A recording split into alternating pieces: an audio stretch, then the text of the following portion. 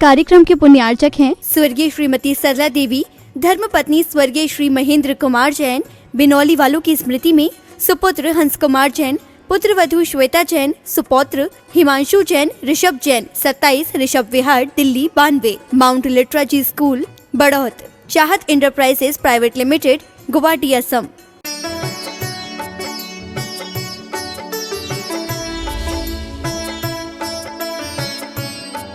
के ब्राह्मण गणधरों ने इस धर्म को सींचा है, जन जन तक पहुंचा है और आम जनता को सन्मार्ग पर चलने वाला, क्षत्रियों को सन्मार्ग पर चलने वाला जैनी बनाया है। ऋषभ देव कब हुए जिनका उल्लेख वेद और पुराणों में है, जिनके पुत्र भरत के नाम से देश भारत कहलाता है। इतनी प्राचीन इस श्रमणों की धारा है और इस देश का सौभाग्य है कि वैदिक और श्रमण धारा हमेशा से साथ साथ चलती रही, साथ साथ पलती रही, साथ साथ बढ़ती रही, साथ साथ बहती रही, परस्पर पूरक हैं, विरोधी नहीं है। लेकिन जब स्वार्थ टकराते हैं तो तमाशे खड़े हो जाते हैं। सारे दस्तावेज कहते हैं गिरनार जी नेमिनाथ स्वामी की निर्वाण स्थली है। श्री दत्तात्रेय वहां पधारे, उनने वहां तप किया, लेकिन उनकी गुफा, उनका स्थान वहां से कुछ दूरी पर है। वहां तो और सारी गुफाएं हैं और सारे स्थान हैं, लेकिन ये 5 जो टोंके हैं वो तीर्थंकर नेमिनाथ और उनके श्री कृष्ण के पुत्र शंभु, प्रद्युम्न और इन सारे मुनियों की तपस्थली और निर्वाण स्थली है। सौभाग्यशालियों,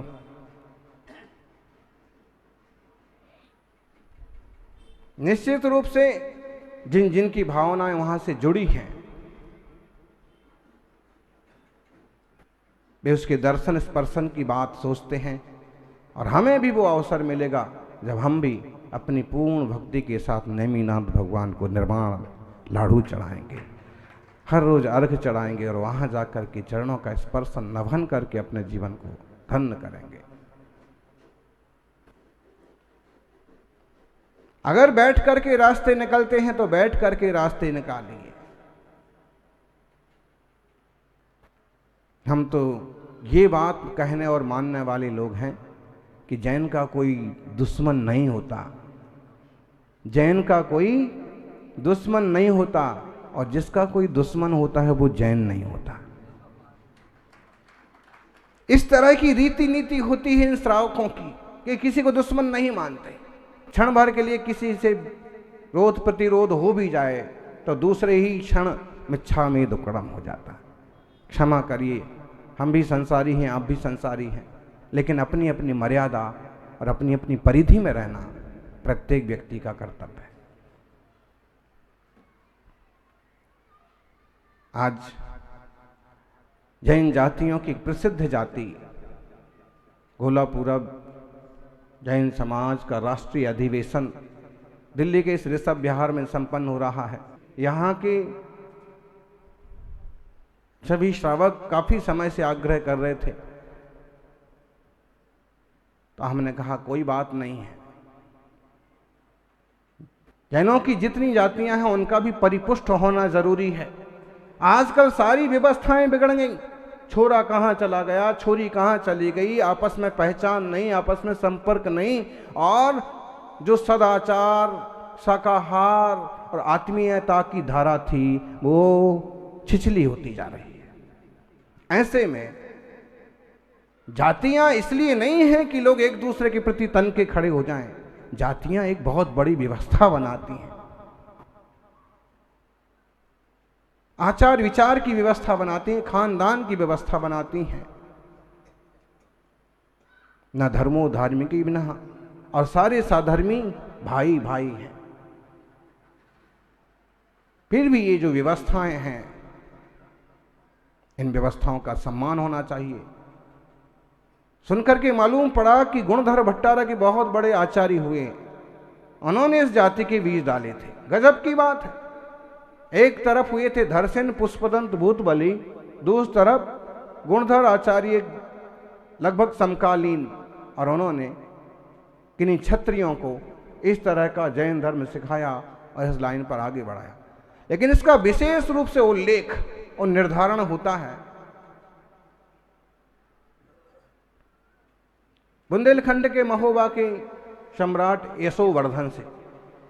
यशोवर्धन, जिनके पिता दादा ननक चंदेल महोबा के राजा थे, वो खुद भी सम्राट बने।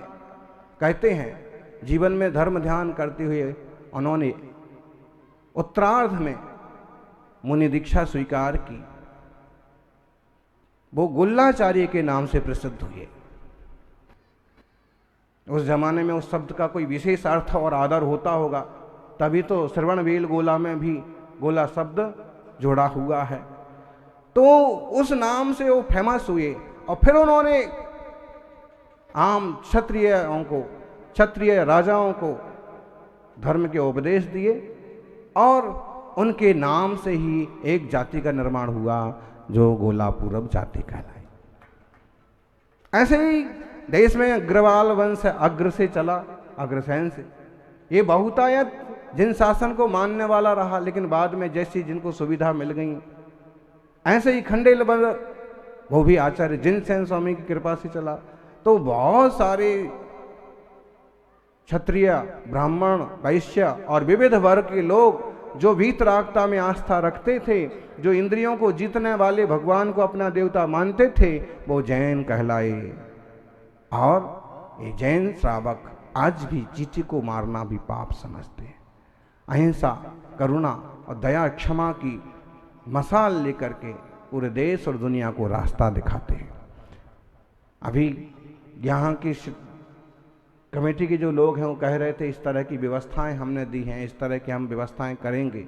निश्चित रूप से चाहे वो महासभा हो, चाहे आचार्य आदि सागर अंकलिकर जागृति मंच हो, चाहे महासमिति हो, चाहे और आपकी जो संस्था गोलापूरब जैन सभा हो, या जो और हैं, एक कोई भी सभा समितियां मिलजुल करके या व्यक्तिगत स्तर पर ऐसा काम जरूर करें जिससे आम लोगों के जीवन स्तर को ऊंचा उठाया जाए, जो पिछड़ रहे हैं उनको ऊंचा उठाया जाए। मालूम पड़ा संस्थाएं तो बहुत बन गई, लेकिन जो पीछे हैं वो पीछे के पीछे रह गए, वो बीमार हैं वो बीमारी में ही चले गए।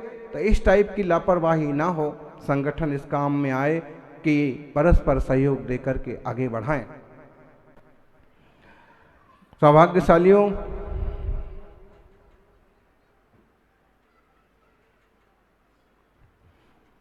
आचार्य कुंद स्वामी कहते हैं नवि देहो बंदिजई। जब अध्यात्म की तरफ से अपन विचार करते हैं तो कहते हैं नवि देहो बंदिजई, नवि जाति नवि कुलो,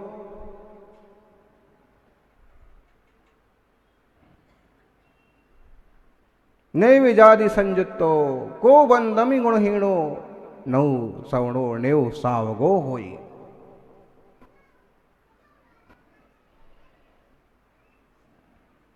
न देह की पूजा होती है, न रंग की पूजा होती है, न जाति की पूजा होती है, न कुल की पूजा होती है। पूजा होती है गुणों की। यदि गुण नहीं है तो न वो श्रावक है और न श्रवण है। आज आप इसमें गौरव से अपनी बात कह पा रहे हैं, निश्चित रूप से आपके पुरखों ने वैसा जीवन जिया है कि आप गौरव से कहते कि हम जैन हैं, हम अमुक जाति में जन्मे जैन हैं, हम इस गोत्र में जन्मे हैं जिस गोत्र में क्रांतिकारी जन्मे हैं, विद्वान जन्मे हैं, मुनिराज जन्मे हैं। गौरव होता है। लेकिन अगर आचार विचार आपका पिछड़ गया तो फिर आप ये कहने के लायक नहीं रह पाएंगे। अपने आचार विचार को संभालिए, आगे की पीढ़ियों को मार्गदर्शन कीजिए, क्योंकि पीढ़ियां ही जैन धर्म की सीढ़ियां बनेंगी। आगे की पीढ़ियां जैन धर्म की सीढ़ियां। सज्जनों, आज तो पूरे देश में जागृति आई है और आप लोगों ने भी खूब तरक्की की। अच्छे कवि, विद्वान, हम सुना करते थे पंडित पन्नालाल जी साहित्याचार्य, कोठिया जी, गोपीचंद अमर, मोहनलाल शास्त्री, बड़ा गजब का काम किया है शास्त्र के लिए, जिनवाणी के लिए। जितने वरिष्ठतम श्रेष्ठतम पुराण है सबों का अनुवादन संपादन किसने किया? पन्नालाल जी साहित्याचार्य। और सबसे खास बात इन विद्वानों की, इन्होंने व्रती जीवन जिया और अंत में नमोकार सुनते हुए समाधि। ये जीवन की उपलब्धियां हैं, तो कहने में आनंद भी आता है। अगर आप मुनियों की श्रृंखला में जाएं तो देखिए एक से एक विद्वान मुनि, एक से एक साधक आचार्य भी।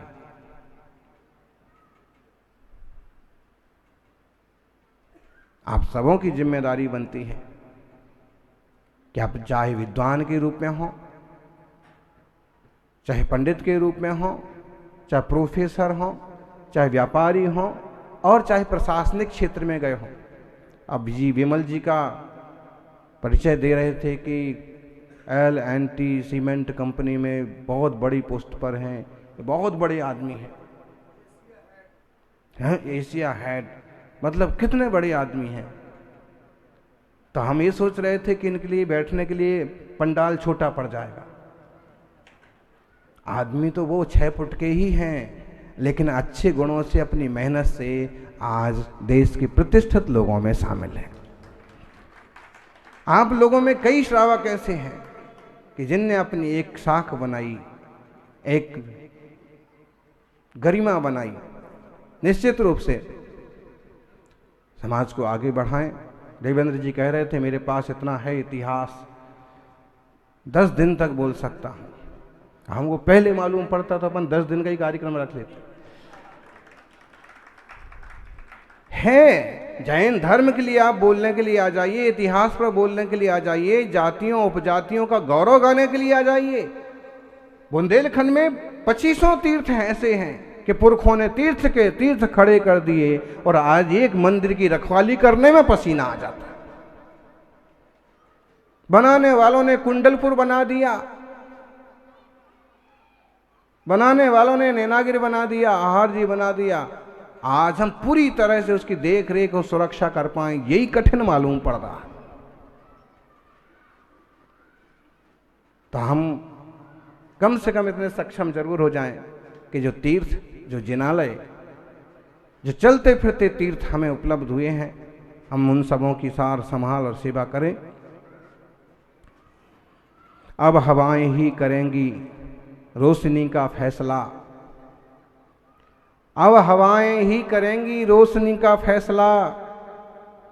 जिस दिए में जान होगी वो दिया जलता रहेगा।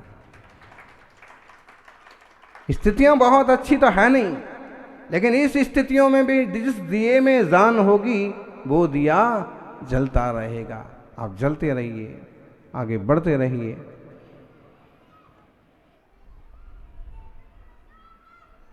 सौभाग्यशालियों, ये आपका सौभाग्य है कि जिस जाति में आप जन्मे उस जाति में अमुक अमुक मुनि जन्मे। नाम ले रहे थे गौरव से, उतने नाम तो हमें भी नहीं मालूम। क्षमा सागर जी, देवनंदी जी, विराग सागर जी, विभव सागर जी, हैं गुप्ती सागर जी, उदार सागर जी, सौभाग्य सागर जी, बहुत सारे सागर हैं जो उस छोटे से प्रांत से निकले हैं।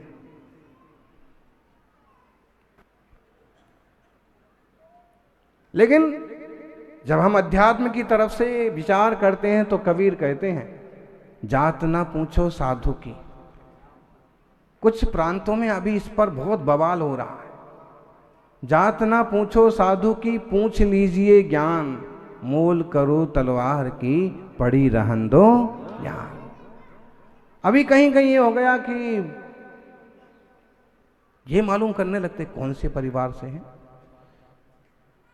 कौन से गांव के हैं। अच्छा, अपने ही गांव के हैं तो फिर वाह भाई, फिर तो जरूर लाना है।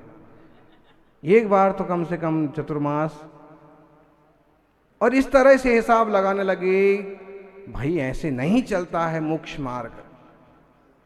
ये हो सकता है कि वो आपके जैन कुल में जन्मे हैं, जैन धर्म में जन्मे हैं, लेकिन साधु तो सारे संसार का होता है। साधु तो ज्योति है। ज्योति ने जन्म कहाँ लिया है, किस माचिस की तीले से प्रज्वलित हुआ है, लेकिन वो प्रकाश देगा सारी दुनिया को। इसलिए जिन प्रांतों में इन बातों को लेकर के ज्यादा खींचतान होती है, उन लोगों को चेतना चाहिए और अपना सौभाग्य मानो कि उस देश में, उस प्रांत में उनका जन्म हुआ, उन गुरुओं का जन्म हुआ। लेकिन उनके नाम पर खींचतान करना बिल्कुल भी उचित नहीं है।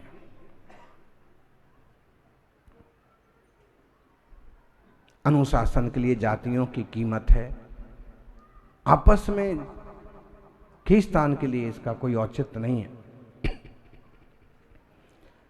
इतना ही कहेंगे, आप सब दूर दूर से एकत्रित हुए हैं और सब ने अपने विचार रखे, बहुत लोगों ने अपने विचार रखे, बहुत लोगों ने अपने विचार सुने। आपके विचार और प्रांजल हों, हम अपने अधिकार, अपने तीर्थों की सुरक्षा के लिए थोड़ा संघर्ष करना भी सीखें। लेकिन हमारी जो मैत्री भावना की सोच है वो हमेशा ऐसे ही जीवंत बनती रहे, बनी रहे। मैत्री भाव जगत में मेरा सब जीवों से नित्य रहे। अभी गुस्से में नाम लेके बोल रहे थे, क्या उनको हम देख लेंगे, उनका है, कह रहे थे ना वो महेश गिरी, अब होगी तुम्हारी सबसे ज़्यादा किरकिरी। अरे भाई क्यों होगी, वो भी अगर बात को समझ जाएं और ठीक ठाक ढंग से इस चीज़ों को निपटा लेवें तो क्या दिक्कत की बात है।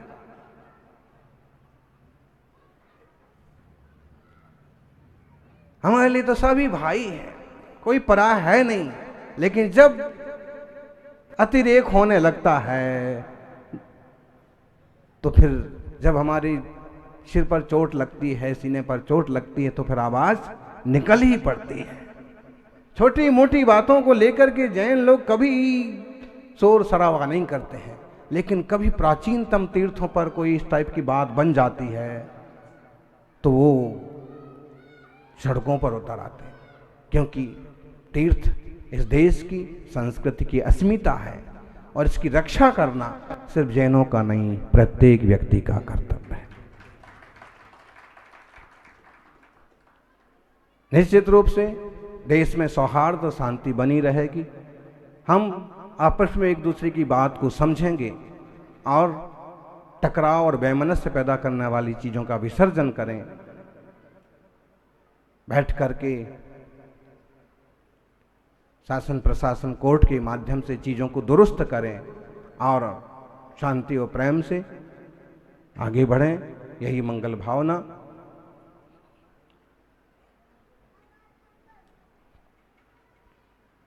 जय बोलिए 24 तीर्थंकर भगवान की।